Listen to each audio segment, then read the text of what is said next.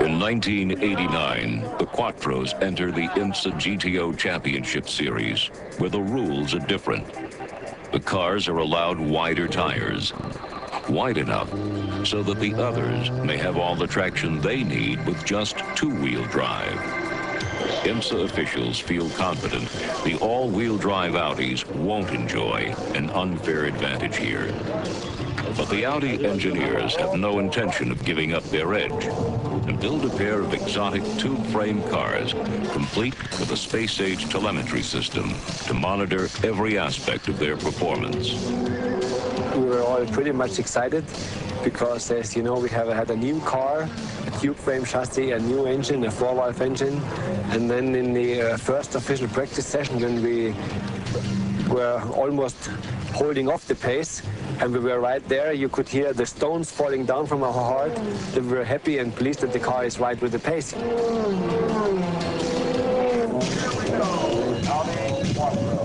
They debut on the streets of Miami. Despite strong competition from other high-tech factory teams, the all-wheel drive Quattros again appear to have the upper hand, impressing veteran ESPN commentator Bill Adam in the process.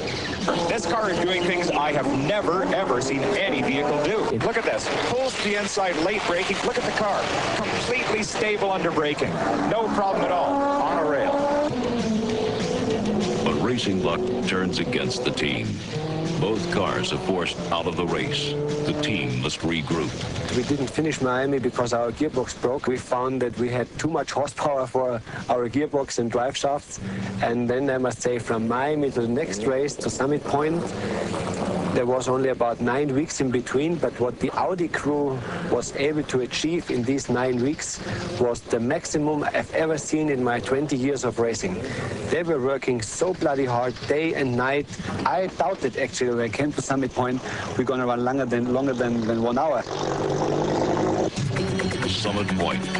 The Quattros not only run for an hour, they go the distance, finishing first and second. It was a tough competition. I was very, very pleased to win the second race for the Audi in '89. After Summit Point, we went straight to Mid-Ohio, believe it or not, another win, which was a little bit of a problem with my friend Wally Dallenbach, because I had him off the track, which I do very, very a few times in my life, in my whole racing career. But I had to. We were actually traveling both along side by side, and I saw a small car almost stopping on the left side of the track, and I had to move to the right, and I just knocked Wally off. And I saw him spinning on 120 mile speed and banging right and left. I said, oh, Jesus Christ, what have I done now? Then I was lucky to win the race in the end, and on the podium I apologized immediately to Wally. But I think still up to now he owes me one. But Stuck has things pretty much his own way, running up a string of victories at Topeka, Sears Point, Watkins Glen, Lime Rock, and Laguna Seca. And in some races, like Sears Point, his toughest competition turned out to be his all-wheel drive teammate, Hurley Haywood. I was something like 30 seconds behind my leading teammate, Hurley Haywood. And believe me, I had to take all the tricks I knew to get him back. And I got him 2 laps from the end in a very strong maneuver. By now, Stuck had clearly become comfortable with the car, adjusting his own flamboyant driving style to the all-wheel drive system. To adopt my driving style to all-wheel drive suspension in cars was not so easy, because my style always was a little bit spectacular, like going sideways and people saying he has more flies and bugs on the doors than he has on the windscreen by driving so much sideways. And it also helped me in my sports car driving. I got smoother and more, not so aggressive and not so how can I say, not so a twitchy driving style, and it proved everything. It teaches you to drive a car smoother. His secret of speed? I tell you gotta have a sensor in a certain place of your body which is behind yourself. You know what I mean? And this sensor which you must have in the popo, as we say in Germany, I think this is the most important thing. To go fast, to feel the car sliding. That's why I have no upholstery in my driving seat. if you ever check this out, you know, I only have a little layer of some cotton or whatever it is, or it's a Nomex stuff. I don't want to have some poster in the seat because I have not enough contact then. This is, I think, so you must feel it with your back when the car starts to slide and everything. And this sensor is specially working under wet conditions. Wet conditions, rain, conditions that can strike fear into the bravest of drivers.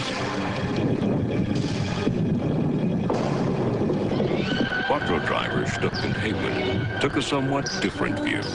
It is the nicest feeling. It is nicer than Christmas, holiday, birthday, and New Year, everything together, to pass a Cougar or a Nissan on the outside of the corner. You know? It's such a great feeling, you won't believe. It's so much fun driving these cars, and when you can pass guys on the outside or the inside, it really doesn't make any difference, and go by them with such speed that we have, it's tremendous fun. Next, how the advantage paid off.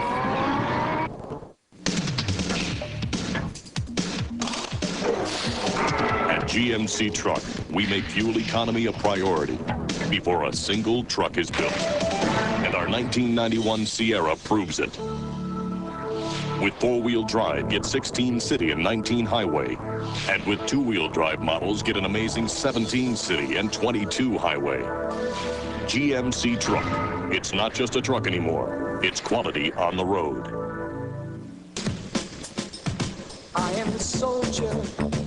I am skilled and smart. I've got the training, and I've got the heart. I'm the defender of our liberty. I am the soldier. Count on me. Rise into the challenge, whatever it may be. I am the soldier. Count on me. The resurgent Dave Winfield of the Angels is showing he still has some pop left in his back. He'll face the home run power of Cecil Fielder and the Tigers, live at 8 Eastern on ESPN Sunday Night Baseball.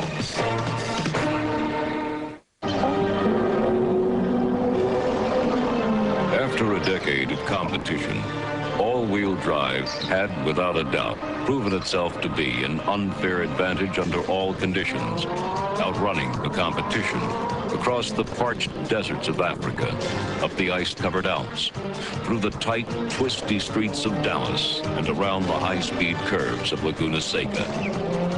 Yet on any given day, the Quattros rarely excelled at raw speed.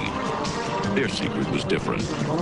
Others were able to go out and set a blistering pace in the beginning. The tracks usually get slippery as the race progresses. Tires lose their grip. And when conventional cars were forced to slow down, the Quattros, with their consistently superior traction, went on the attack. When the going got slippery, the Quattros didn't fade. This proved to be their unfair advantage, their secret of speed. People can go fast in a race car for one lap, and they can beat the race car and use the curbs and bounce off of things. And as they wear themselves down, I just simply attack. And you can do it so easily and so effortlessly, and they just don't know what hit them. And we could spray our power over 4 different corners, you know. So our tires in the end lasted longer, and when the conditions got worse with oil and grease and some debris on the track, we had a better traction on our car. This gave us an advantage.